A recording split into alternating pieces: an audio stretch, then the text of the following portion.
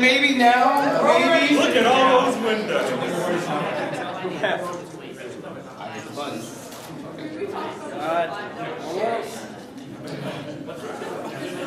Oh, look, it's a white screen. Oh no, we shouldn't have cheered. Nice background. Oh, there we are. There we go. Oh, thank you. This is sit down, shove, play the JRPG. Thank you for all your patience. I usually don't have issues, but my laptop was like, I decided I hated you today. Go for yourself. So, the original title, I changed it for, quick story, I changed the title. It used to be sit down, STFU, and play this JRPG, but they made me change it. I'm like, okay, still STFU. So quick backstory. This panel used to be obscure JRPGs you should play available in America. I had to change it because hipsters are douchebags. So to explain that, a lot of times obscurity is a very subjective thing, just getting real quick. And I could think, like, oh, well, this game is obscure, so then you get this hipster asshole, well, it's not Mother or Earthbound, therefore it's not obscure. And you're sitting there like, Mother and Earthbound aren't obscure. I hear about those games all the freaking time. I swear to God, every time somebody's like, this panel sucks, it's like, oh, because it doesn't have Mother and Earthbound? Because it doesn't have Mother and Earthbound. This is why these games will never be in this panel. Anyway, it's like, you just killed that, guys, thanks. So, obscurity, very subjective. One person's definition of obscurity can be completely different from somebody else's. I consider Star Ocean kind of obscure. I went a decade without really finding anybody that played it. It's obscure to me. You can't tell me about my experiences. So I've dropped it. It also limits the amount of games I can have, and it doesn't matter what I do, someone's going to complain about the panel, so it's like, screw it, I just do what I want. Also, people kept telling me, well, tell me, like, why don't you just go to Wikipedia? Wikipedia doesn't tell me what my audience has played. Is Wikipedia some kind of predictive, like, premonition device where it's like, oh, your next audience, everybody knows about this game. Like, no, it doesn't. Wikipedia doesn't help me. So I dropped obscurity, made it just JRPGs to sum up every issue I had with annoying people complaining. I changed the name so I can do whatever I want, so now I don't have to deal with hipsters. So a couple of rules. So I have a new format, because the other format, the pacing, it screwed with my pacing, it was terrible, I had to change it. Every so often I will have pit stops, I have sections, you'll see when I do it. At the end of every section, I'll have a place where you can ask questions. Other than that, let me just keep going on and fangirling, and then you'll have a chance to ask questions. All of these are my personal opinions. I can love a game you hate, I can hate a game you love, it's just my personal opinion. Just respect that it's my opinion, and you have yours. I have minor spoilers, nothing serious, but like, no, what characters destroy your party, etc. Don't rent. I hate renting. I look at, Gamefly? If you look at how much you pay if you just bought the game or Steam, it's way more expensive than renting. There's no such thing as Square Enix, it's Squeenix. I know it's Square Enix, no, it's Squeenix. There's Final Fantasy 13 happened, it's Squeenix. No. Do you still respect the companies Squaresoft and Enix while they're still separate? Yes. I actually kind of respect them now. It's just the fact that Squeenix to me is suffering from the M. Night Shyamalan principle, which is keep trying to relive that former glory. And I'm not even going to debate which game, Final Fantasy 7, 6, whatever Final Fantasy you love, keep trying to relive that former glory. And every game, it's not quite as bad as Shyamalan, but it's not there. So that's what Squeenix is perpetually stuck in. Also, I'm assuming you're taking games legally. You can illegally download everything, but I'm assuming you're going to the store. Pros and cons. I use the pros and cons system to try to sell the game to you for pros, and things to look out for when playing a game. Of course, everybody can have their own list. This is my personal list, just to show the game's not perfect. Also, email me if you have game suggestions. You might not see a game that you want to see, like Earthbound, which will never be on this panel. But if you see a game, you're like, man, you should have this game. Just talk to me after the show and email me, like, why don't you put this game in the show? I have no problem doing that. Just don't go in the forums like, she didn't have Shin Megami Tensei 4. This panel sucks.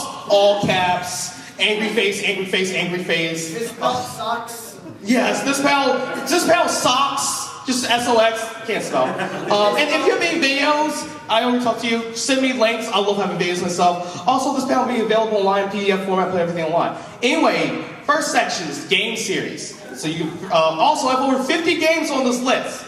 I cannot spend all that much time on any one particular game, and I have a lot of games. So you're like, why don't you have this game? I have over 50 freaking games.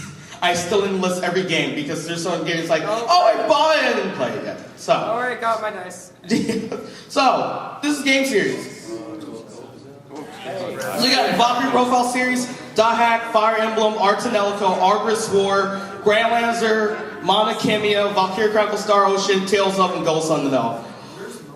Oh, God. So Valkyrie Profile. I love this game. I started with Valkyrie Profile. Yeah, it's a great game. I started with Somaria. I started with that relatively late. It's done by Triace. They also did Star Ocean Until the End of Time, which is like one of my all-time favorite JRPGs. And it's like I looked at Star Ocean Somaria. I'm like, oh, this looks so pretty. Their fight system is amazing. It's one of those systems where you have 4 characters in your party. Each character is assigned a button in the fight system. Every time you hit a different button, it corresponds to a different character. Different attacks happen. You get different combos, and it looks really awesome. I really like the fight system. It's a really pretty game, and it's got a good soundtrack. Tales of, it's Tales of, just play. The only thing that I've been hearing recently is things about Tales of Zestiria. I'm not going to get into that whole cluster, but like some people like it, some people hate it. I know in Japan it's sold horribly. It's got 2 stars. 2 out of 5 stars on Amazon for Amazon Japan. There's a bunch of reasons why people don't like it, but whatever, that's the most recent game. Most recent one I played is, I'm still working my way through Tales of... Part R. It's Part R. That's the one for Vita. It just came out. Okay, what? Tales of Part R. No, it's the PS3 one. That's a Vita. No, there's a PS3 game. I'm trying to think about that. Not Tales of Graces, it's... Zillia? No, Tales of Zillia. There you go. Yeah, it's like there's a bunch of Tales of games. Like I played one of them. Yeah, I'm working on Tales of Zillia. And by the time I started playing Tales of Zillia, because I'm trying to do an LP of that on my Twitch channel, it's like, oh, here's Tales of Zillia too. Like, you guys. And I keep reading random things about it because I'm trying not to spoil it. It's like, okay, apparently most of Tales of Zillia 2, you're in debt. Like, I don't need to play real life. I do not need to play real life. Don't remind me of my student loans. I don't need to see this. You'll never pay that crap off. But yeah, my favorite Tales of game is Abyss. My first one, actually it's between, I love every Tales of game I played. Abyss is my favorite. Symphonia was the first one I ever played, and it's what got me in Tales of. Vesperius is the one I'm most ambivalent about, and Legendia, I love the plot of Legendia. There's a lot of things I don't like about it, and there's a bunch of other Tales of games. We're getting Tales of games left and right. Tales of Graces Alpha is the most recent one I finished to completion. I love Graces Alpha. For once, it doesn't have a totally racism plot. Most Tales of games is some type of racism for the major plot. Symphonia was elves, humans, and half elves was like the third party. Vesperia is like monsters, humans, and you have Intellicaea, and then you had tentacle rape monster from hell. I don't know. Tales of Vesperia's plot went crazy. And then you have a bunch of other games. I'm not going to get on all their plots, but Tales of is a great series. If you want to take a break from Final Fantasy, I like the fact that Tales of has better character development and better characterization. You have more colorful characters, while Final Fantasy, it's like, oh, you look really pretty and you don't really do anything. Okay, that's cool. Final Fantasy X. Anyway. Star Ocean series, I love Star Ocean. My favorite Star Ocean is Till the End of Time. This is the first one I ever played.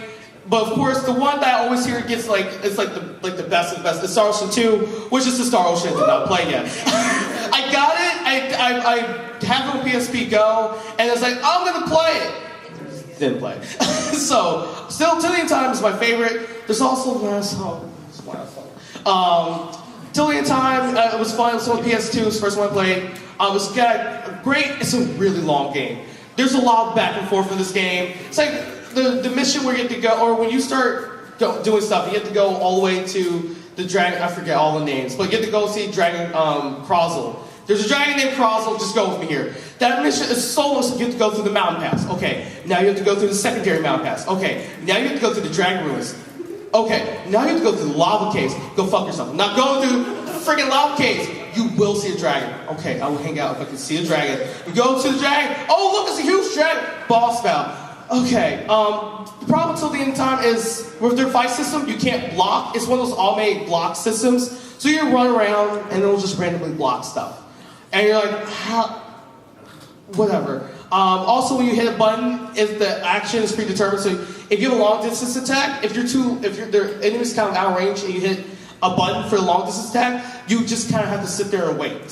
So if the enemy's running away from you, you just have to watch your character chase them, and you can't cancel the attack or anything. You just have to watch them. You're like, oh, okay. But yeah, so you have Till the End of Time, my favorite. It's a space opera. All these games are space opera. I'm doing questions at the end. You will get to ask your question or make comments. Space opera, you go through space. Originally with Till the End of Time, you're getting attacked by the Vendini force. Who are the Vendini? They're shark people. Just go with it. You get attacked by shark people, you crash land, the ship you're on gets effed up, and then you bounce from planet to planet, etc., etc. Huge plot twist, fun times for everybody. So the first game is time travel, which is fun. The second game I do not know because I didn't play it. And of course, Last Hope. Last Hope is Last Hope. So, Dot Hack series, I love it. The first 4 games, Infection, Outbreak, Infection, Mutation, Outbreak, Quarantine. They follow Dot Hack Sign, which is anime. They showed up on Cartoon Network early 2000s. I don't even remember anymore. I have one on VHS. One episode. Yeah, it's old enough. It's on VHS. There you go. So it's way back. There's Dot Hack Sign. One day I went to GameStop. I saw a game. I said, "What's this? Dot Hack Infection." There's a game by. First 4 games follow Sign. It's a different set of characters. Every game you get to see a little bit more from Dot Hack Sign. It's basically one huge thing with Dot Hack. I have 2 Dot Hack panels because there's so much with Dot Hack. I have the Dot Hack panel on Sunday if you want to see that one. There's a lot going on in this game. And then after Dot Hack Sign, you have the 4 games. After the first 4 games, you have Dot Hack Legend of Twilight, which the anime canon doesn't count because it was crap. That's according to the word of God. That's not me being douchebag. Like, no, it doesn't count. After Legend of Twilight, you have Dot Hack Roots. And after Dot Hack Roots, you have Dot Hack GU, which is 3 games. Dot Hack Roots Dot GU directly follows Dot Hack Roots. And you have characters that you see from the show, and it feels more like you're playing directly. You're picking up where the show left off. If you ask me, my opinion is you should watch the show first and then play the games because you don't get as much of an attachment to some of the characters and the plot elements until you watch the show. Just skim it. You'll make it. And there's a lot. And then there's also Dot Hack Link, which we did not get in America because apparently it didn't do well in Japan, unfortunately. And then there's Dot Hack. This is basically Dot Hack versus game, but whatever. That you get. It's on PS3. You can probably just buy that on eBay, no problem. PS3 is region free. Anyway, the plot for Dot Hack, basically, the world, which is an MMORPG, it's a game that people in this world play. Whenever they play, sometimes they encounter these monsters with, like, infinite HP. They fight them. Of course, they lose. They get what is called data drained, and then they wind up in comas. So I'm not going to go into the entire plot for Dot Hack. It's a lot. You can look up the wiki. It's fun. Trust me. Great music. Great music. Soundtrack for it is amazing. The people who did the Dot Hack music apparently also did the Naruto music because I played one of the Naruto games. Like, oh, this sounds exactly. Oh, okay, that's the same people. CyberConnect. So anyway, Golden Sun, i.e. the only reason why I had a Game Boy Advance. Only game I ever had a Game Boy Advance. It's like, yay, Game Boy Advance. What's your first game? Golden Sun. What's your second game? Golden Sun 2. Nothing else matters. So Golden Sun's a fun game. I had a lot of fun with this. It's 16-bit. You can play a lot with Jin, which is like your little magical creatures. All of them give you different abilities according to different elements. I'm not going to explain their elemental system. Different combination of like Jin that you have gives you different abilities. You have a lot of abilities that affect real world stuff. Like you have an ability called Push, so you can push stuff on the world map or in dungeons, wherever. Not world map, in dungeons, and you use these to solve puzzles and stuff. And you have other abilities like you get regular summoning, elemental abilities, and you get big summonings like Tiamat and a bunch of other things. Golden Sun 2, they're originally supposed to be one game, but because the game was so long, they split into 2 games.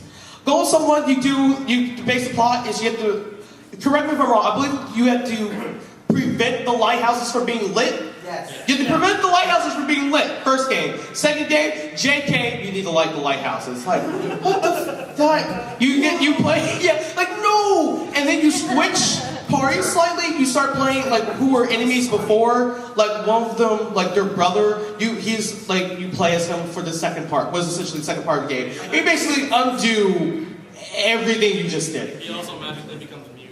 What? He also magically becomes mute. Yeah, you're mute, because why not? So you do that, and the third game, which is on 3DS, I believe.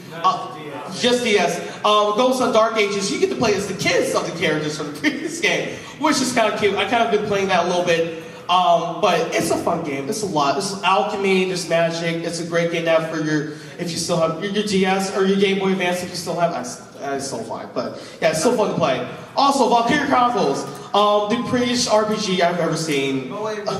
What? War. Yeah. Valkyria Chronicles is super great. It's a tactical RPG hybrid. It's a war game. It's basically parallel to World War II. Valkyria Chronicles is World War II. Valkyria Chronicles 2, it's just Civil War things to break out. It's on the PSP. Not that many people played it last time I checked. Then there's Valkyria Chronicles 3, which is basically the Valkyrie plot to assassinate Hitler. But we did not get that in the US. There's still like, we may get it, we may not get it. Last time I checked, but don't hold out your hopes. You get the art books for all these games. We got the art book for the third game, localized as in English, so I can only hope that we will actually get the third game. Anyway, World War II, tactical RPG for the first game. You get a bunch of characters that join you and that you can recruit throughout the game. You get different classes, your scout, your sniper. You only need sniper. Sniper, your Lancer class. Lancer's hilarious. Lancer's literally a boomstick. You shoot your boomstick at other people and it screws them over. Let's see, Scout class, and I'm probably forgetting other classes. Shock Trooper, that's what I'm forgetting. Shock Trooper and whatever other people said. So that's the first game. Second game gives you a lot more class. Second game is really, I would say the classes are OP. Once you get the Mortar class, which like evolves, you get like basically a branch for how your classes evolve. By gaining credentials from doing different missions, you get credentials throughout the game. You can evolve your classes. By the time you start off, for example, with Lancer, you go from Lancer to Mortar. Mortar basically is the anti-infantry class. You basically can murder people at that point. It's like, oh, are they a soldier? Yeah. Is there a group of soldiers? Yeah. Shoot your mortar, they all die. It's easy. So Valkyrie Chronicles 2 is relatively easy. Yeah. The first game, it was mission to mission to mission. Valkyrie Chronicles 2 is month to month to month. Even though it's a PSP game, it's still pretty long. It took forever to do anything. And it's fun. And Valkyrie Chronicles 3 we'll never get, which is awesome, because Valkyrie Chronicles 3, you actually had, there's these things called Valkyria, or Valkyriers, whichever word is singular.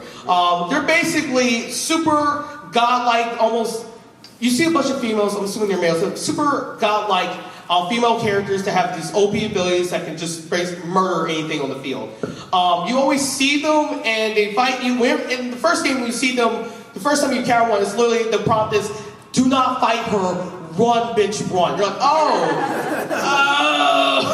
run. First game, the first mission you have that you encounter Valkyria, who is, minor spoiler, Selvaria. It's really obvious. Selvaria. It's a mission where you're trying to run away at the same time. This gigantic tank called Badamus. It's huge. It's crushing all your base camps. Which you can you can't see the pictures. It crushes all your base camps. You have to run away from that tank. And about 2/3 of the way through the battle, like, oh, look, it's Selvaria. No. So she's murdering you from one side. You have a gigantic tank in front of you. And the only way you can live is Lancers. And that mission is fun. Anyway, you will have fun when you get to that mission. Right now, it's like, what are you talking about? Like, trust me, you will have fun. It's great. If you like tactical RPGs, definitely play it. It's very pretty. Like, first game is you have smoke bombs. When you set off a smoke bomb and you go into the smoke, it's so pretty. The art style's so great. You can look up YouTube videos to see like what I'm talking about. It's great. Just got an PC re-release. What? Just got an HD PC re-release too. Son of a bitch.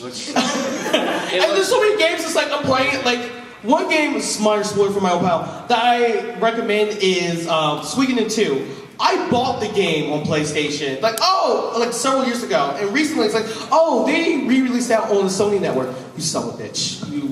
I paid $96 for that game. And it's like, oh, we play on PlayStation. I'm gonna kill you all. Kill you. Because at the time, Suikoden 2, like, they didn't have it really, you couldn't find it. It stopped production. That was it. When we found on eBay, you usually can find less than hundreds of dollars. Like, $100+ I lucked out with 96, and it's like, freaking re-releases are killing me. But anyway, Valkyrie Chronicles. Yes, it's a great game. You should play it and move on. Just start rushing this stuff. Fire Emblem series, there's a lot. The games I've played, I started with Fire Emblem Radiant Dawn on GameCube, and then Path of Radiance for Wii, and there's Fire Emblem Awakening, Babies Forever, for the 3DS. Like, it's just like babies, just babies, and apparently, according to something, Sarah, that's the only way you can like beat harder enemies like as the game progresses, or at least beat. Yeah.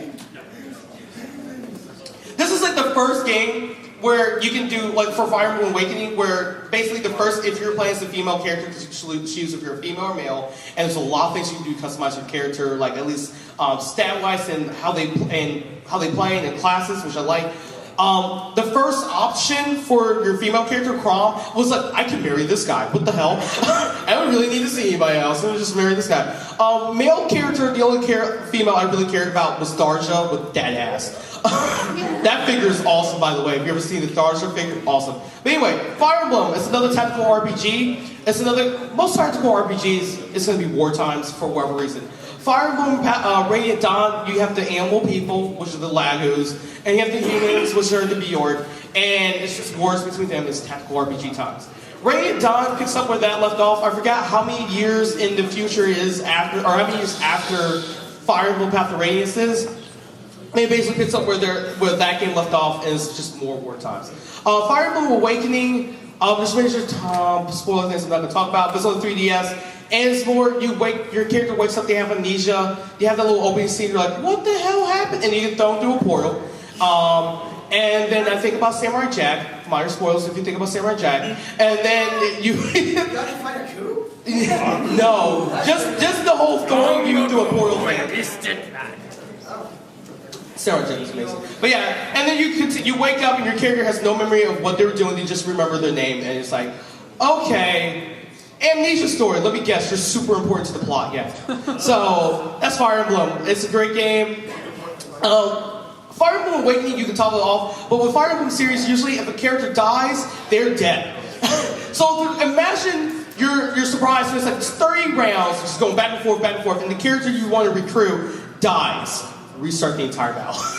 Or your favorite character, like, oh, you're my favorite guy, you're awesome. He died.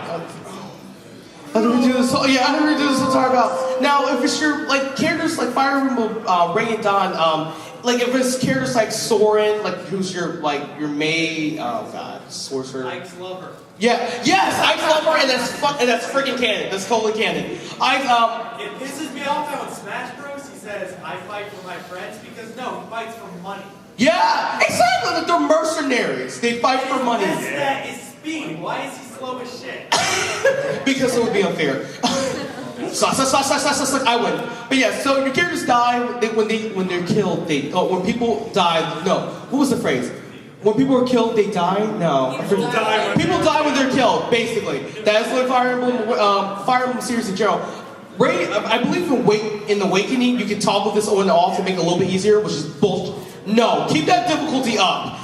Don't make it easy for the babies. Keep that crap difficult. So, there's lots of characters you can recruit. A lot of characters you recruit, of course, during the battles. Some of them you can just randomly recruit through missions, and it's hard to not recruit them. Other characters, you have to recruit them with certain other characters, which is annoying to find out after the fact, and you already saved, and you're like, I'm not redoing this. I'm not. Like, no, deal with it. Dawn and Path of Radiance. Yes. There's a bunch of other games from the Fire Emblem series. These are just the ones I played. Play all the games. A lot of them are DS. A lot of them, at least re-released DS years ago. Play them. It's a great series. It's a great entry into tactical RPGs. Okay, Arts and Elko. This is a fun one. Yeah, I know. It's a fun Witcher series. A bunch of people singing. Third game, people script. What the? So the first game, you have these things called Raven Tales. They're basically songstresses. They have song magic. They sing. You get different magic. It's awesome. Usually with the Raven Tail system, you have a Raven Tail. They're always female, which is unfair. They're always female. You have characters that protect them, usually male. At least how the game goes is male. You get to other games, you'll see females protecting the Raven Tails. We're not there yet. So the first game, all the Arts and Elko games. Basically, which is the thing I don't understand, the central landmass has been destroyed from some previous cataclysm that you don't see. So everything is on a tower. And basically the Raven Tails, imagine them as software, or not hardware that can tap into the tower, which is Arts and Elko, and which is the mainframe. And basically all their sound magic taps into the Arts and Elko tower, and then it gives them different spells and stuff. It's basically Matrix. They don't really go into how awesome that whole system is, but it's magical computers. Just go with that. And the first game, basically the tower is hacked essentially. You have to figure out why it's hacked, and you go on adventures to figure out why and to fix that problem. The second game, and I have pictures on the bottom because I'm stupid, so your magical IDs? Basically.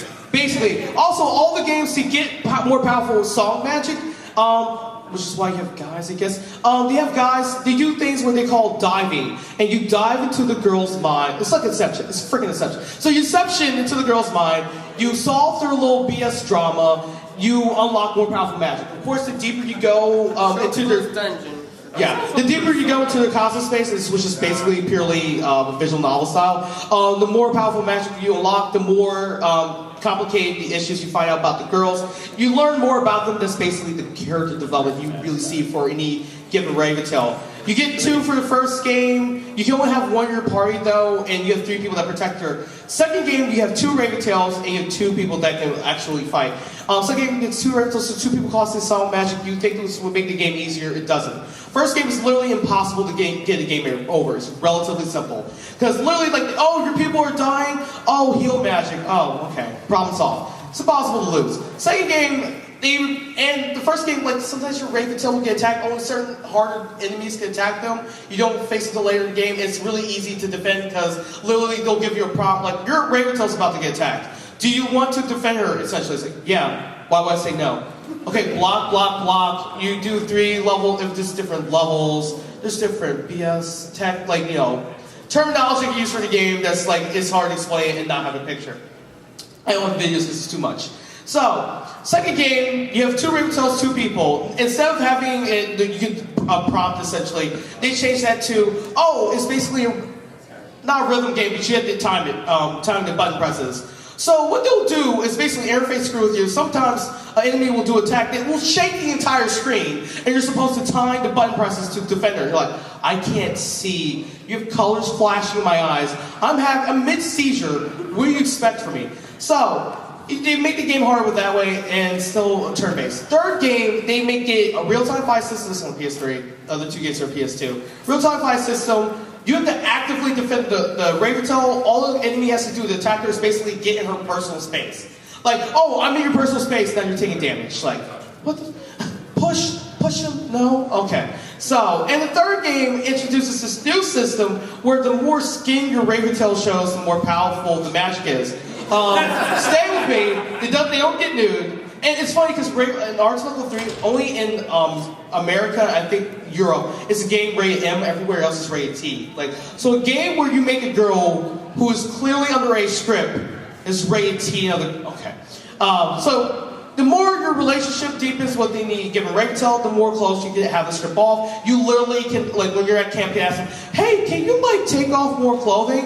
And if your relationship's close enough, I was like, sure. And of course, they don't just have it all, like you're not just walking around the world map and she's in like basically a bikini. Like it's in battle only, unfortunately. But anyway, so the funny thing is, this goes in reverse. Your male characters get script too. So when they show more skin, they do really powerful attacks.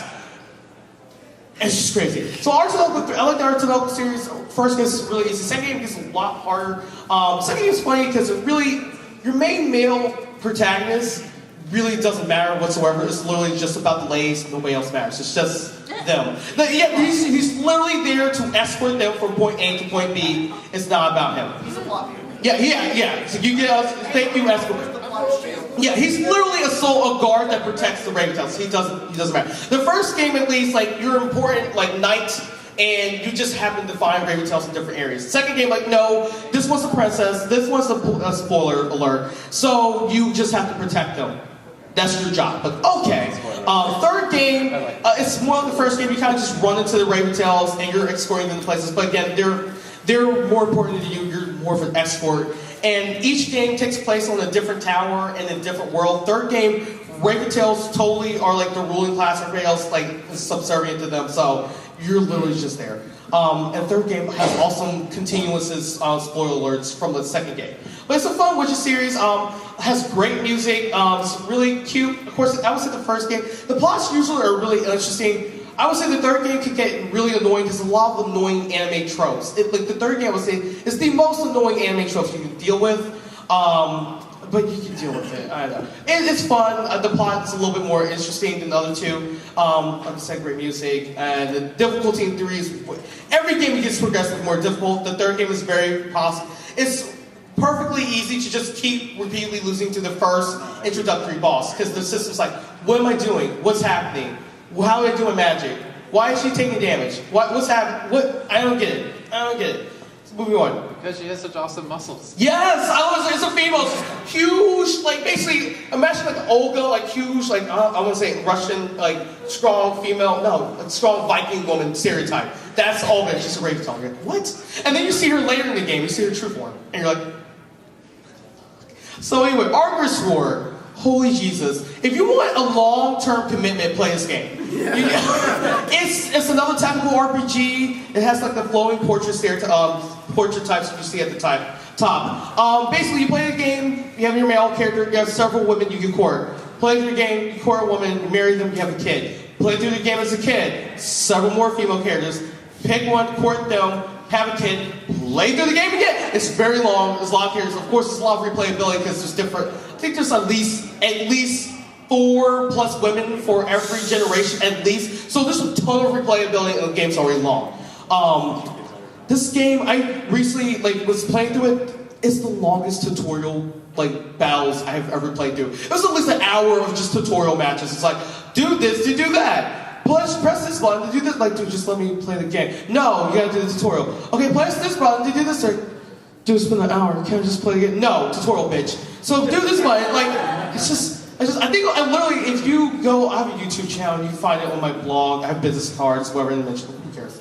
On my blog, if you watch me, I have one LP. I have I think it's an hour, and you just watch me go through the game. I'm just pretty much like, what the? I just want to play the game. I just want to press the. Also, this game, I'm not gonna lie, the character types are kind of really dry, and they're really, really annoying. Not so much annoying, but archetypes. This is this is the hothead. This is the mysterious waifu. This is the protagonist. This is the elf character. It's literally that character type. That's their personality. That's it. I just like it because you have this system of you court different women and you just keep playing the game with different generations. You like tactical RPGs, I recommend it. It's fun once you actually get started with the game. It's a pretty interesting fight system. You do interesting things with different combo attacks and different things. I think it's great. There's also Argus War Zero. I think it's 3 or 4 generations of Argus War Zero, whatever the next game is. But there's multiple games. And you get on 360, you also get on the PS3. I have it for the PS3. You also have the Ground Lancer series, which is fun. Yes, I love Ground Lancer. It's another tactical RPG hybrid. This game series is fun due to licensing issues. So there's a collection called Ground Lancer Generations. It gives you game 2, it gives you game 3 when it's not available in America. Originally, we did not have 4. I forgot how long ago, they did release 4 on PSP with no voice acting. Thanks, guys. Ground Lancer 5 was Ground Lancer Generations. We had that on PS2. You hold limited edition pack for that. Ground Lancer 6, I don't think we're ever getting that in America. But anyway, you get 2 through 5. It's great. So Ground Lancer 2 is really a direct sequel to Ground Lancer 1. Basically, it's a magical war. It's the plot. There was this enemy called Jeeves, or this monster called Jeeves. Imagine him as Sin from Final Fantasy X. Just go with me here. That was a big deal in the first game. You kind of see him raising it as the second game. Second game was honestly 3 or 4 different plot ties happening that range from there's a war happening to there's magical Crapplefoot to stuff happening. Ground Lancer is a series I love because it's another one of those games you get endings with different characters. You build up relationship managers. You get endings with every character in the game. Ground Lancer 2, you can have 9 different people in the battlefield. It's awesome until you realize that your archer, who can do some of the most damage besides your heavy blade person, takes forever to attack. It's one of those games where you have attack wait times.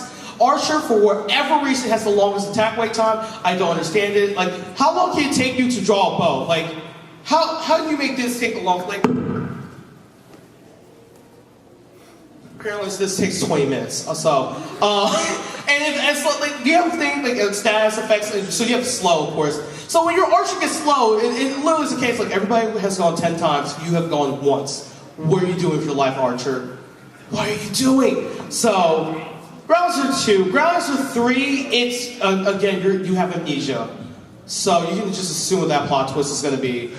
You're important. So, Ground Lancer 3, again, it's the war times. It's a tactical RPG. Tactical RPGs, it's always war times. Basically, again, it's elemental war times. Let's see. Elemental spirits, wars. There's homunculi are mentioned in this game. That's all I know. I saw homunculi. Ooh. God damn it. I'm spacing out, sorry. Full Metal Alchemist, there we go. So, I was like, come on, Full Metal Alchemist, what? Okay, so you're dealing with that, you're amnesic, you're trying to figure out what happened to make you lose your memory, and there's things with that for the third game. Game 4 is hilarious, because Game 4, there's over 30 different endings. I don't understand how they do it. There's over 30 different endings. It's on PSP. That's another game if you want a long-term commitment. Play with Groundless 4. I didn't really get that far into it. All I know is shit goes down with Groundless 4. Groundless 5, Generation of War, I think. It's a fun game. You follow different, basically, generations of people as they deal with the Yogg, which is the enemy of choice for this game, and different counts with that, and again, war times and issues between different capitals, etc., etc. It's a fun game to play. It's another game with portraits like Argus War, and it's an older series. I forget when you can tell it's older because I think the first game came out. I want to say Sega Genesis. I want to say other games are PlayStation 2, PlayStation 2 for 2 and 1.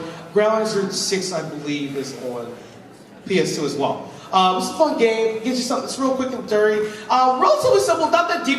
The plots aren't that deep. So if you want a really intricate plot, not too much. Even Groundless 5, it's pretty straightforward.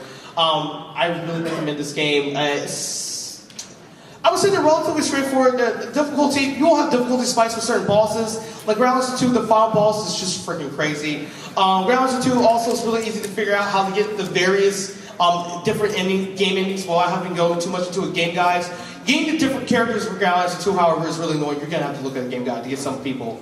Like your magical girlfriend from like your childhood who is actually several hundred plus years old, whatever. Just go with it. Monokemia. This is alchemy, and this is a really heavy iron crafting heavy game series. You love that, do that in games, play that, it's fun. Really straightforward. You're doing a lot with alchemy here. You have, I think game 1 is on PSP and PS2. Game 2 is PS2, 3, I forget, PS3, and I think that's it for right now. It's a great game series. You do stuff with magic. I'm starting to go through stuff because, right, I'm getting a long time to keep up. So Valkyrie profile, like I said, also fight system. Samaria, where I'm going to till the end of time. I really have fun with it. It's a great system.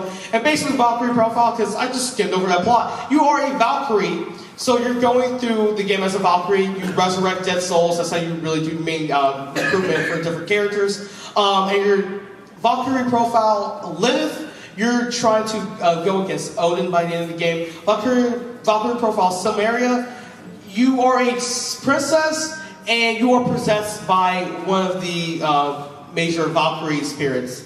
And they thought you were crazy, so they locked you in a tower. So when they find her, it's like, oh, she's in the tower. She just breaks out because she wants to. And you go through the game through that, try to figure out why you combine and then split your two souls. Tales of all of them are great. It's a great alternative to Final Fantasy. It gives you great character development and characterization versus your average Final Fantasy game. It's really pretty. Of course, the music's kind of, and it's not bad, but it's not as good as you're used to Final Fantasy. Star Ocean is another game for Squids. It's a great game to play. If you love space operas and stories that reach across time, throughout time and space, definitely play it. Die Hack is great. If you love the Die Hack series, there's a lot for it. It's a really intricate series. I love how all of them interconnect with each other. It's a great series to play. It's just that it can get really tedious because it's basically a dungeon crawler. So if you don't really care for dungeon crawlers, like that's all it really is. GU gets a lot better about it, but the first 4 games, it's dungeon crawling, meet new people, recruit people, more dungeon crawling. Oh my God, what's that? Dungeon crawling. Oh my God, we got Die Hack. Dungeon crawling. Hey, it's Belmont. Dungeon crawling. Yeah, it's the entire game. I could take that. I could not take Dark Cloud for whatever reason. Whatever. Golden Sun. It's a great game.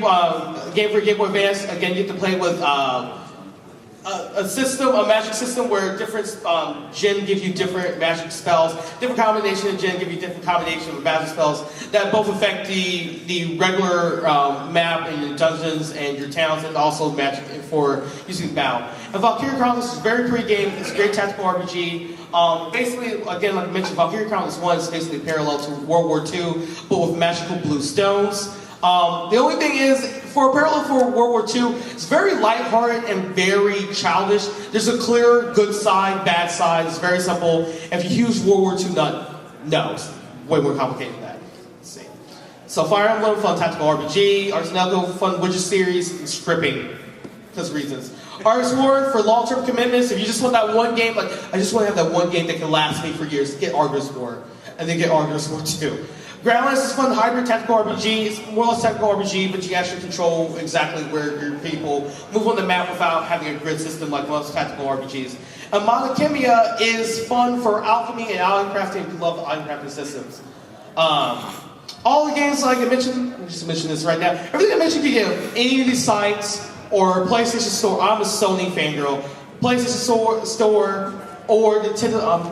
Nintendo's my backup bitch. So you can also go to Nintendo Store. So I always love Nintendo. And Microsoft, like 360 actually has a pretty good collection of games.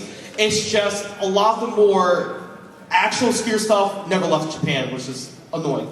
Or it's actually came out on PS3 as well, so it's pointless. Unless it sells a Vesperia, it's just sad face. So PlayStation Network, even for some of the older games, freaking Suikoden 2. Any questions or comments? Yes. Grandia was another one that was actually pretty good. It had, I think, about 3 games in the series. Yes. The second one was probably my favorite to come out on PS2. Okay. It was just a lot of fun, and it reminds me a lot of like the Tales of games, with regards to like character development and everything. Okay. It's just another good one. Okay.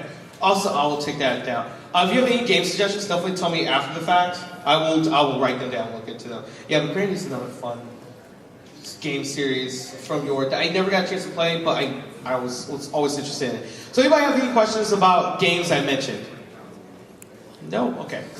Yes. And not really what games you mentioned, but do you think in our lifetime we'll ever see a sequel to Lunar? Do you think we'll see a Lunar? No. Like I know. No. When you die, it will come out. Yeah.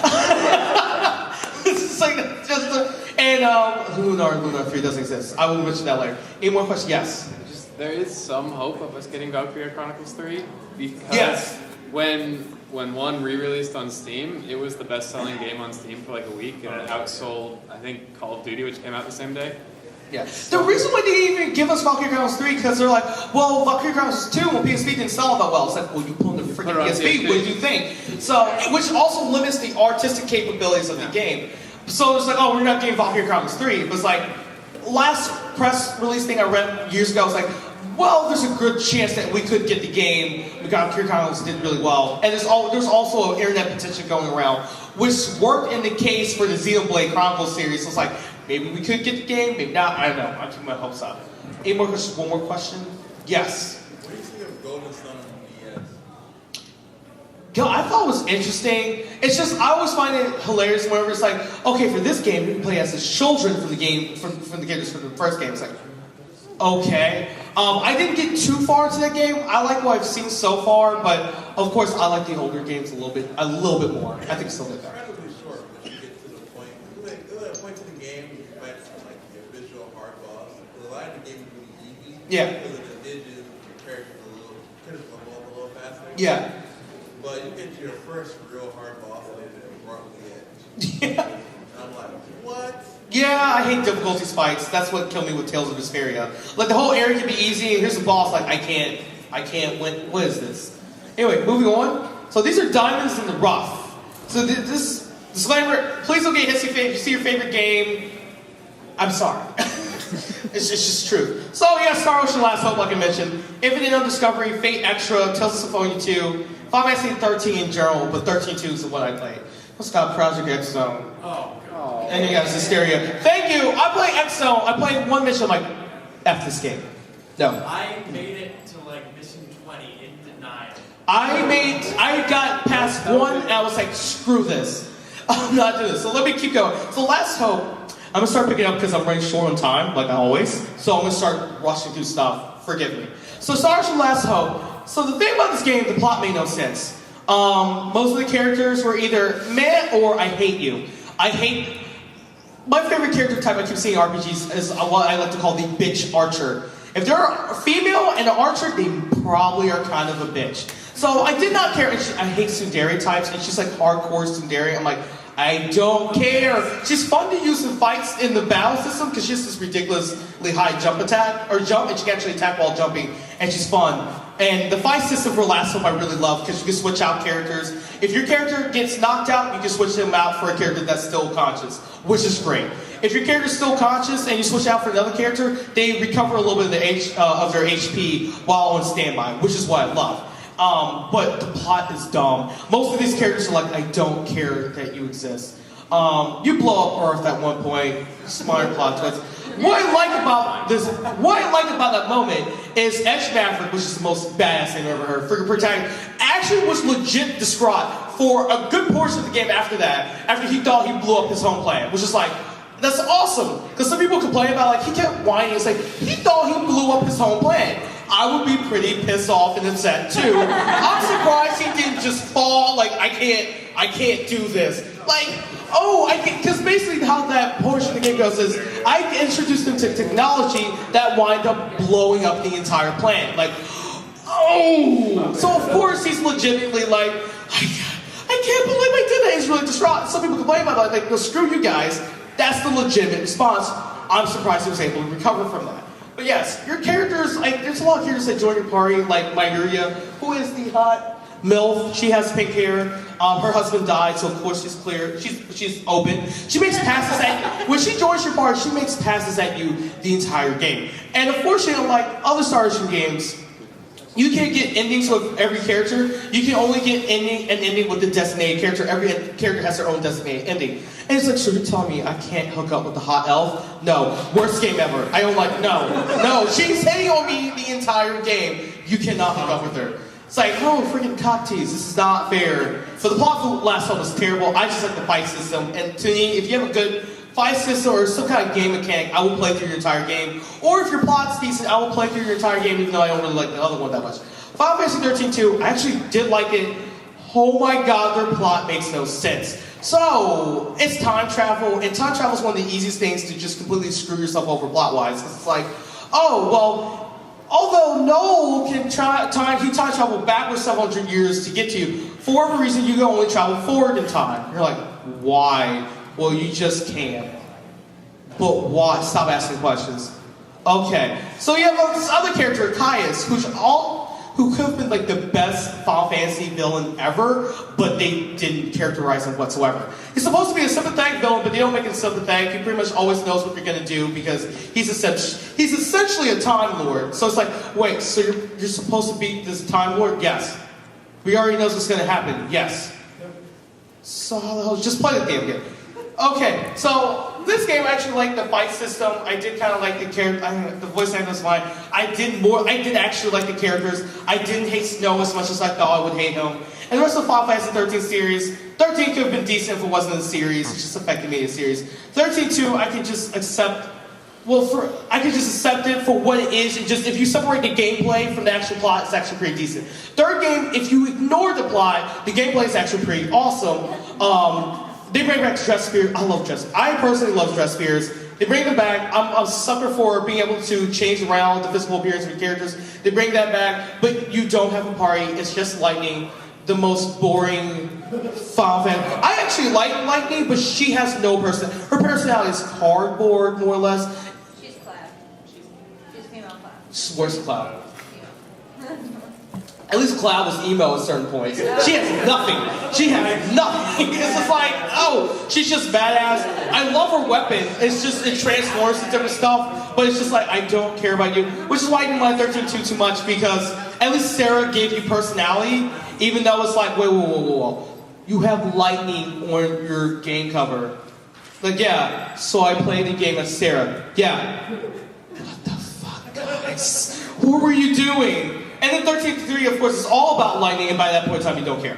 13-3 doesn't care about itself. 13-3 is actually hilarious to me, because to me, the entire game is self-aware, and to me, them trying to start a new world is literally I interpret New World as a new Final Fantasy game. And once you start switching out things for real world stuff, the game is self-aware. It's like, oh, it knows it sucks, and it's trying to reset their entire universe for another game that's way better. Because I have hope for Final Fantasy Type 0 and Final Fantasy 15. So anyway, 32, if you like to, if you just ignore the implies, it's pretty good. Infinite Undiscovery was a game where it's super unpolished. Segments of the, basically, with this game, the moon is attached to the planet. Don't ask me how they did this. The moon is attached to the planet, and the whole game you're trying to break their way, to cut the chains that attach the moon to the planet for raisins. Those sequences where you actually have to detach the chains are amazing. You have like 3 separate parties. They're running around throughout the area. You have your one set of party, one party you control is like 4 characters, every party is 4 characters. And you can get stuck in the area, and you're like, how the hell do I get through this? And a couple minutes later, you'll see your second party just run through, kill all the enemies, open the door, see you guys, run through, the door's open. You're like, that was amazing. I will see you guys on the other side. There's certain points in dungeons where you're basically, you can see your people fighting somebody while you're fighting somebody as well. And those moments are very awesome. I think they're amazing. The rest of the game is, The plot is, man, it's like detach the chains from the moon. After that, you got magical BS. This thing that you thought was actually a good thing is a bad thing. The second picture from the top down, that's just a fraction of your cast. They give you a bunch of characters. They give you one sentence as to what they do, and that's it. They don't really characterize anybody. Just they fight with this weapon. They can do this. Go. There's about 2/3 of the characters you get because you have secondary and tertiary parties when you're going through dungeons. You can't even actually have your main party. There's certain characters you will never actually get to play with because you can't have your main party. You can only have your secondary parties. Which begs the question, like, why should I have this character at all? Like, you just throw characters at you without really giving you any rhyme or reason. But I like the whole detachment chase. It's just a relatively short game. It's very quick. It's for 360. I just wanted an RPG for 360. If you want something quick to do, I'd say it's fun and worth it. Fate Extra is literally a game that I can basically sum up to, if you're a Type Moon fan, play the game. If you're not a Type Moon fan, don't play this game. The fight system is literally rock, paper, scissors. And, yeah, so there's no strategy. It's rock, paper, scissors. Boss battles, their actions after a certain amount of bosses, their actions are random. You cannot predict it. I know, because I had, like, when I was up to the Lancer fight, I retried the fight probably 30 different times.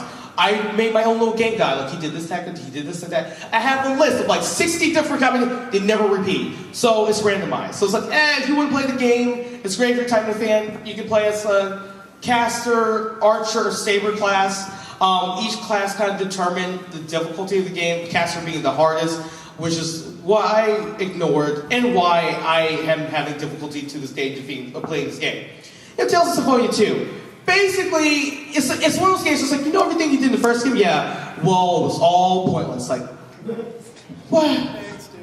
Why would you do this? And then they introduce enemies or characters that's like, you never mentioned them in the first game, but they're a major character in the second game, but by definition, this character should have been mentioned in the first game. Stop it. They also do this thing where they allow you to do a mod system. You collect monsters and fight them against each other. It's like, that becomes completely pointless about 20 minutes into the game. Because it's like, oh, they're going to give you the entire old cast of Tales of Symphonia. Why the do I need to have a mod system? Like, we don't know. We thought it was cool. It was a good idea at the time. I actually liked it. And honestly, the only 2 characters that you get that are new in the whole game are Emile and Marta. I hate Marta. Emile is tolerable. Marta's whole deal literally is she falls in love with Emile. But my thing is she's in love with the idea of being in love because she doesn't really care about you. She just likes what you are. Because you're supposed to be the spirit, the body for this powerful spirit, etc., etc., spoiler alert. And she's really just following you around because of that, and maybe reversing the plot, but excuse me, yeah. But really, she doesn't really like you. I don't think she actually likes you until near the end of the game. And after that, she's just annoying. You're like, I don't like you. Emile is kind of whiny, which is understandable because he's basically in a situation like Shinji where it's like, well, when you're in a town where everybody hates you and blames you for anything bad that happens, basically, when you are Obama in a town and everybody blames you for everything that happens, like, yeah, you will be kind of depressed too. So, and then he has a completely major, like, personality flip midway through the game, so he gets over that. Which is a plot point or whatever. It's fun, it's just, if you're really attached to the first plot and the first game's plot, it kind of craps over that a little bit, and then everything after that, it seems really rushed. There's no world map. You go from point to point on the map, so if you really like the world map, they don't have it. I didn't really care, but there's no world map. Project X Zone, I put this in fairness to Fate Extra, because Fate Extra situation, like, well, if you like Type Moon, you should play this game. It's worth it. Expands on the Type Moon multiverse. Mainly the Fate portion is fun. Project Sun, I'm putting this in all fairness. Like, if you're a huge Capcom fan, play it. Otherwise, it's not freaking worth it. Like, it seems really cool. The fight system is actually interesting. It's a tactical RPG. I thought it was going to be a versus game. It's a tactical RPG, whatever. I thought I could control what character I get to play as. You can. There are plot points. You control whatever character you're supposed to control for that mission, and then you deal with it. And they don't give you a training mode, so you're just like, well, how do I do it? No, just do it. Because I only care about the Dot Hack characters, Valkyria Chronicles 3 characters, and they have Xenoblade Chronicles characters. I'm like, I only care about like a handful of characters. Like, nope, you just start off as Ryu and Ken. I'm like, I don't care about Street Fighter. I just want to play as... No, you have to play as... And the game is actually really, really long, and the missions are very long because all the attack animations are relatively long. You can't really skip through them, or you can, but you miss important plot points. So by the time you're done, like every mission can take you at least, I want to say 10 to 20 minutes. And it's over 30 missions. Do the math. It's a very long game for what should be relatively simple. But if you like Capcom, I guess you can play it. Like I mentioned, the clothing styles also make no sense to their race. For Last Hope is very shiny. They will blind you at certain points with stars in Last Hope because it's so shiny. Infinite Discovery, I also forgot to mention, there's a sheathing and unsheathing system. You can have your sword out, you try to open up an iron box with your sword out, you will hit the iron box with your sword and break the iron box and ruin the iron inside. You try to attack an enemy, you don't have your sword unsheathed. You're standing there like a bunch of idiots. Like, what? Why would you have this stupid? Fate Extra, great for Type Moon fans, like I said, rock, paper, scissors system. 13-2, like I mentioned, the gameplay is actually pretty fun. It's just the plot. In Tales of Symphonia 2, again, to attach the first game, and I mentioned Excel. So this is Caster. I love her because she's a cute little fox girl. She is the most difficult to use a game with because she's a magic person, and basically, like, she's one of the weakest class person you can pick, and basically the game is on the hardest difficulty mode when you use her, and there's certain boss battles that become ungodly difficult because you're using the caster class. So don't start off with her. One or two questions? Any questions? No, because I'm going to start powering through stuff. So we got, it's not a JRPG, but you know what? Just do it. Just play the game. So you got Danganronpa 2, which is why, yes, play the game. Play the game. It's so good. Zero Escape Series 999, Virtual Last War, so good. Basically, this is the visual novel section, and then Catherine. Catherine is from the same people who did Shin Megami Tensei. Play the freaking game. It's amazing. It's basically puzzles, but it's really pretty. Everything about Catherine is amazing. My only complaint about Catherine is that it's too short. X-Blaze is in the same world as the visual novel for the Blaze Blue series. It predates the Blaze Blue games by several hundred years, but explains a lot of the things and systems that they use in the Blaze Blue games. And there's Corpse Party for your gore fest and cute high school girls and moe and boobs and give me some of that ass medicine. Yeah. I was like, please tell me that that's not a translation error, that's real, because holy Jesus. So Danganronpa is a fun game. It's basically a murder mystery game. You're locked in your school. You don't know why. You kind of don't remember what led up to you being locked in your school, but you're in there and you're trying to find your way out. In Danganronpa 2, kind of more or less continues in, but now you're on an island. X-Blaze is a visual novel. You're all special people doing special things. It's another mystery thing. Like, if you're familiar with the Blaze Blue universe, it's like that, but there's more mysteries to be solved. Corpse Party, you perform a ritual because you're stupid. You wind up in this haunted school that's not only like, it's not just like that tragedy that happened a few years ago. It's every tragedy that ever happened ever in that particular area, which is why it's super haunted. You can't escape until you figure out how to undo the ritual, and you got these ghost kids that are trying to kill you. Corpse Party, it's pretty straightforward. You get multiple endings in both games. Corpse Party 2 is purely, there's a lot of fan fiction. Like, oh, you know these two girls, then you kind of ship them together. Well, they're going to go overboard. There's a bathing scene. There's more cleavage. There's more gore fest. Because literally there will be a scene like, here's this girl's tits as she's being dissected to like pieces by these ghosts. Like, what? You can't have sexiness and then violence. It's just like, what's happening? Zero Escape Series, the first game, you're trapped on a sinking boat, which they pretty much tell you in the first moment of the game, like, you're not on a sinking boat. What it is a plot twist. And you're trying to find your way off the boat, and you have to find 9 doors. You have 9 people for the 9 doors. And there's another 9 for you. What, 9 persons, 9 doors? 9 hours to escape or else to drown. Of course, you find out a bunch of things throughout the game that's like, it's way more complicated than what it seems, and there's an experiment happening, and it's just awesome. It's a great thing. It's one of those games where you basically tap all over the screen to solve puzzles. And with the puzzles, like, the longer you take to solve it, the more clues they give you to help you solve the puzzle. There's and the game is called a nonary game, which means 9. Everything's 9 with this game. Literally, the difficulty will decrease and will adapt with the first game. There's honestly a point in the game where it's a puzzle, there's 9 tiles, and you're supposed to line it in a way that everything equals up to 15. And your teammate is Santa. And I'm like, I could not figure out, excuse me, more, I could not figure out. Every time I backed out, they gave me more and more clues. And literally, at one point, the game was just like, listen, what's 1 plus 9? 10. What gives you 15? 5. What's 7 plus 3? 10. What gives you 15? 5. What's 4 plus 6? 10. What gives you 5? 15. Fucker, put 5 in the middle and just do it. I was just like, I don't know. I am tired. It's late. I didn't know. I knew it was simple, but I'm like, I can't do this puzzle. Versus Last War, on the other hand, they don't give you any tips. You can set the difficulty level. If you have it on easier mode, they'll give you more tips. In hard mode, there's no tips. Basically, versus Last War, I'm just using Game Guide at this point. Like, here's an hourglass, here's some video monitors, figure it out. Game Guide, what am I doing? You're supposed to count, all the hourglasses have different amounts of times. You're supposed to count this, do that, you versus Last War. These puzzles are too hard. So you got your crew on the top right-hand corner. It's for $9.99. I love Lotus. She is 30, and she has kids, and she's hot. They continue this with this Christmas cake. With Alice, Alice is a huge plot twist. Basically with this game, play 999 first, then play Versus Last War. I played Versus Last War because I read about 999 on the wiki, and I read about on TV shows, and at one point in time I didn't know we had this in America. This is too Japanese. When certain games are too Japanese, it's like, there's no way we have this in America. It's like, oh, we do have it. Won't play Versus Last War anyway because I need something for the Vita.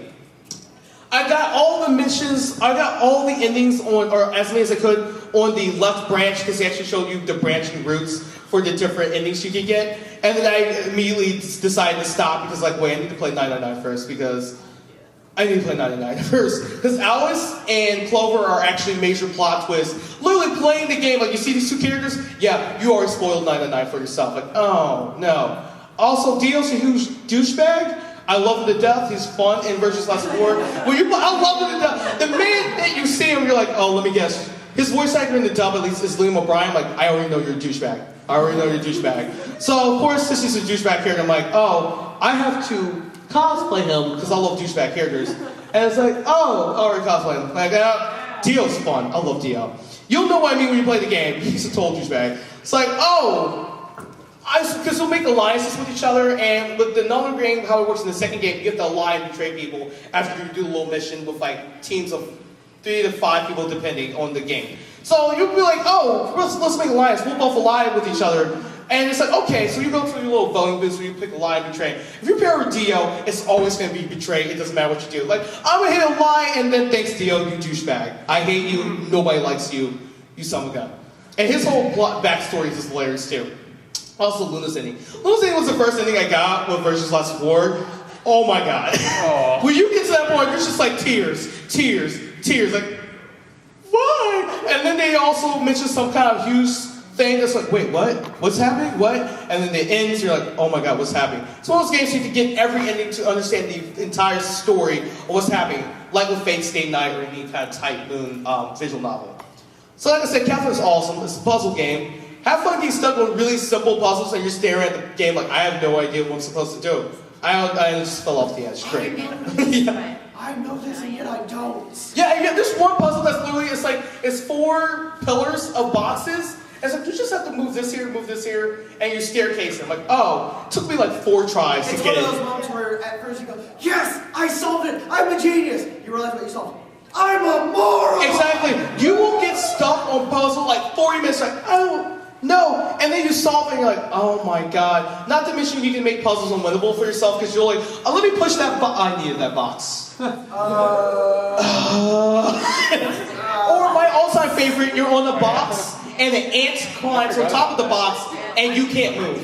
You get stuck. You're like, I'm just gonna have to fall to my death then because I can't get off this box. Thanks, ants. There's hazards in the puzzles that basically make you stuck or knock you a level lower. If you're in certain box levels, basically they'll knock you to your death.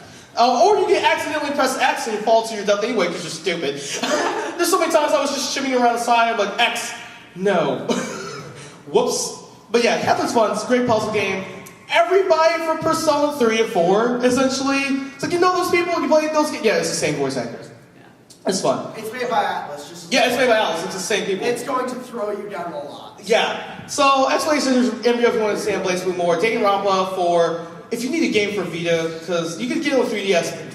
No, you can't. No, I'm sorry. I'm thinking about Versus Last War. Danganronpa for Vita. If you need a game for Vita, there's your game. It's great. It's fun. High school mysteries.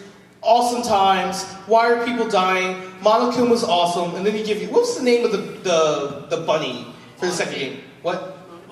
Monome, yes. I have the second game. I was like, I have the game. I'm not going to play you right now. So, Zero Escape Series got 99 versus Last War. Versus Last War apparently also hints at a third game, which either may or may not happen, or we may or may not get that in the States. I forget what the issue is with that. Corpse Party, it's just fun. It's basically gore fest and moe-ness all over the place. Catherine is just good. You just play the game. It's great. Excuse me. Like I said, we just start powering through because we're running out of time. This is the Anne Zoidberg series. Monster Rancher Evo, which is the only, like the first game in the series, I believe, that actually has a plot. You're circus performers, and with this game, you can basically train 5 monsters at a time versus just the 1 or 2 at a time from previous Monster Hunter games. Wild Hunters XF, which is the game I cannot beat because there's this one mission that's like, oh, defend the line. Oh no. Like, oh, there's this huge gap. Like, as long as you get past this point, you lose. Like, I have 4 characters. How am I supposed to defend this line? But like, yeah, it's got different classes. This is fun. Crisis Core, I love it to death. It's my favorite game for the PSP. Pokemon Conquest, which is basically the game you play if you hate the Pokemon fandom. Because nobody knows about Pokemon Conquest. It's like, what's Pokemon Conquest? It's Samurai Muso plus Pokemon.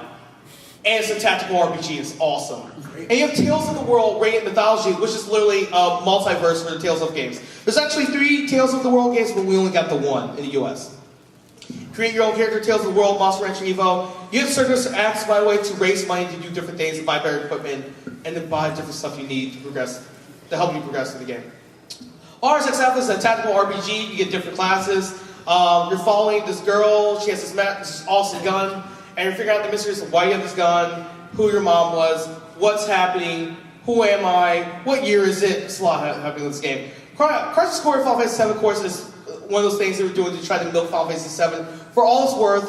My thing with Final Fantasy 7 is like, why would we remake Final Fantasy 7? Why don't you just make a game about Sephiroth? Forget Vincent Valentine. Just make a game about Sephiroth. It'll be the worst game ever. It will sell all the money. It will make all the money. Maybe Crisis Core, you play as Zack, you get to see Zack Fair's story, which if you remember the plot from Final Fantasy 7, basically Cloud essentially thought he was Zack Fair due to a lot of things that happened to him being smeared on. And you play, it's basically more of an action-adventure game. They market it as an RPG, but it's an action-adventure game, but it's fun. Pokemon Conquest, like I said, you recruit basically different people and different daimyo and warlords, which is what daimyo is. Each of them have their own Pokemon, and you give them their own set of Pokemon that you can swap out on before you get to the fight, and you basically send out a team of Pokemon to fight. So imagine having like a team, like 6 Pokemon, you send them out against another team of Pokemon. And different field maps have different advantages and different elemental things happening. And it's just really fun. And you're slowly taking over feudal Japan, I guess, and different areas with your team of Pokemon. And then it becomes like team management because you can set different Pokemon at different locations, different teams at different locations, and have them rule over the area. So like Mission Monster Rancher Evo. Get to train all the monsters. Tales of the World, you get to create your own character and play with different characters across the Tales of the universe. And across this core of Final Fantasy 7, it's fun to see like Zack Fair's plot line. And you also have a slot system. It's kind of but it's fun. While that stuff is fun, and it has a great class system, and I just love it. It's fun to play, and it's a good tactical RPG to add to your belt. Tactical RPGs. Pokemon Conquest, Samurai Warriors, or Samurai Muso plus Pokemon. So if you love the Samurai Warriors series, there you go. So I'm skipping through this. Also, I have business cards. If you have to leave for any reason, you take my business cards. Feel free to talk to me after the fact if you want to ask for advice. Or give me game suggestions to play.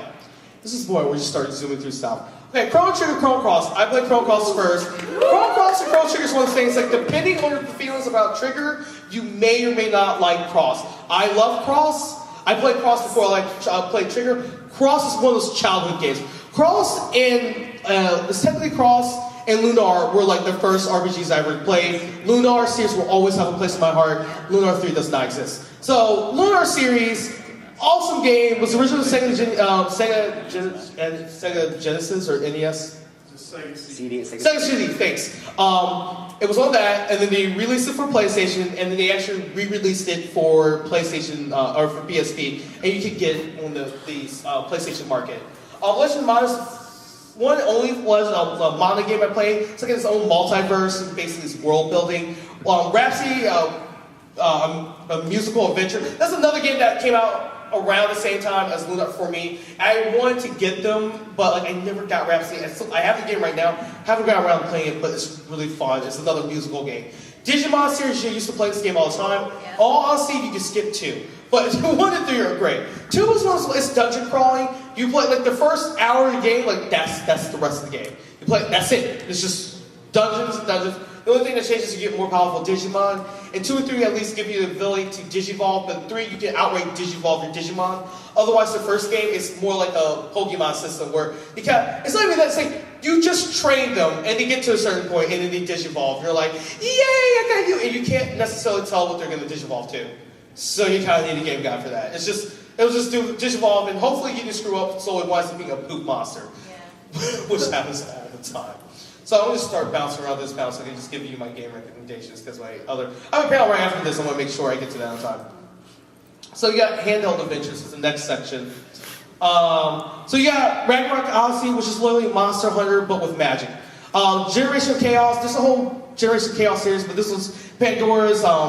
Pandora's Reflection. I got this. You get this on the PlayStation Network. It's only on the PlayStation Network right now on my PSP Go, and the only reason why I have the PSP Go is because you can hack it really easily. Yintra Union, which is another tactical RPG. It's quick and dirty adventure to play. It's another thing by Axis and based on Axis.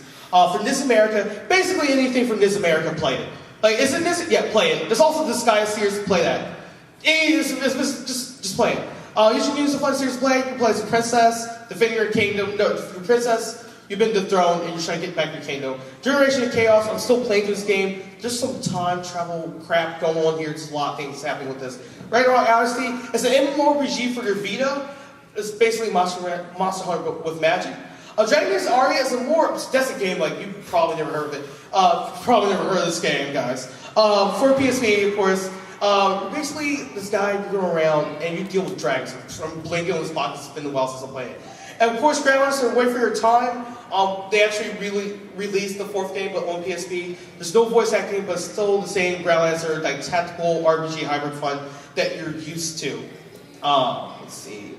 Let me just actually, Pandora's Reflection has a really good fight system. All these are really interesting fight systems. You're more of a typical tactical RPG, but the rest of them are pretty fun to play. And now we're just skipping around again. Yeah. And this is, I couldn't think of anything to play these games. So, you have Rune Factory for Tides of Destiny for Wii. You have Monster Hunter 3 Ultimate. You have Xenoblade Chronicles for Wii. And they're getting another game, I think, by the end of next year, which is awesome. And then Eternal Sonata, which is another game like Valkyrie Chronicles. Really pretty. I love it to death. And it has a great soundtrack as well.